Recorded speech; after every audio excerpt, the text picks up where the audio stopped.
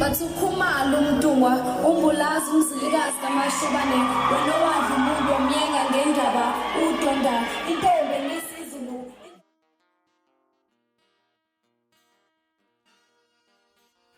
Kulukuthi ukhalatha sengikhona sengiphathi kuyona ichannel yakhe hamba phambili kezo mina uveze kuntuthu wakho malo bathi ilaspo namagumede mhlabe mangabe usemusha like ngizophinde ngicela enze sure ukuthi uyasubscribe ungabisakhohle ukucomment nokulike kanjalo futhi nokushare okuyikhona okukhulu kunakho konke bafethu ucula amaskandi ukhuzana umfoka mpunga selapha usekhiphela phana okunye mayelana noshintsho lomcimbi igcwalisa spring picnic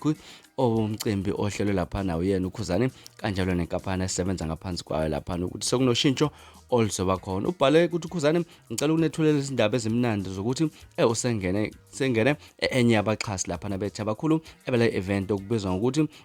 akungatshazi ukuthi ngalenyanga esiyobe si-Drip SA okusho khona lapha ukuthi umcimbi usexhaswe ngenye yenkampani ukhuzana seyinxusa kuyo i-Drip ke lo wasebe secela ukuthula elithuba lapha ngoshintshe elokuthi umcimbi usezokuba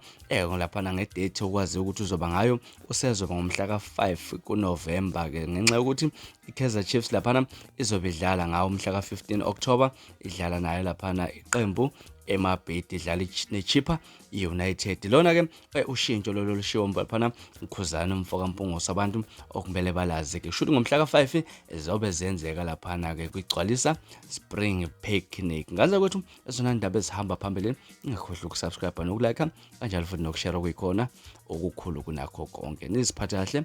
nibe nosuku olumnandi nithandane.